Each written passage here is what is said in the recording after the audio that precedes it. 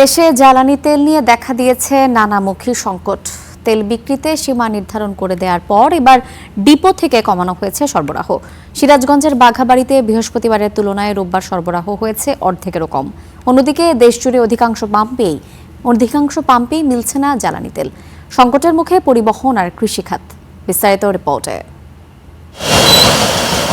সিরাজগঞ্জের বাঘাবাড়ি ডিপো জ্বালানিতে উত্তর পশ্চিমের ২০ জেলা থেকে এসেছে শত শত ট্রাক, তবে তেল পাচ্ছে না সবাই।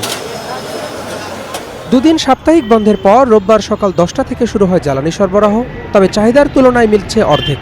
সব মিলিয়ে রোববার তেল দেওয়া হচ্ছে ২০ লাখ লিটারেরও কম। যদিও বৃহস্পতিবার এই ডিপো থেকেই সরবরাহ করা হয়েছিল প্রায় ৪৫ লাখ লিটার তেল। যেটুক পাই ওটুক পরিমাণ হয় না, আজকে আবার দিতেইছে না।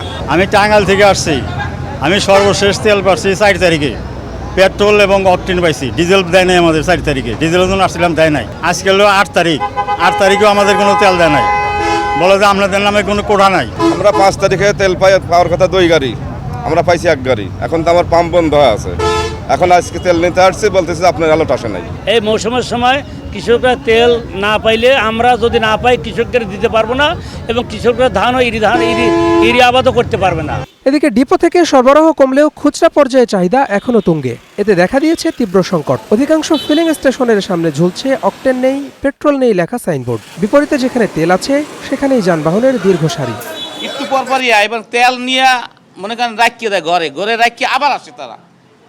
কালকের আমরা দেয়া মনে করেন ১৫ দিনে না বিক্রি করছে, এই বলছি কালকের একদিনে। এটা তেল সংকট কিংবা সরবরাহের কারণে নয়, এটা ক্রেতাদের অতিরিক্ত ক্রয়ের কারণে।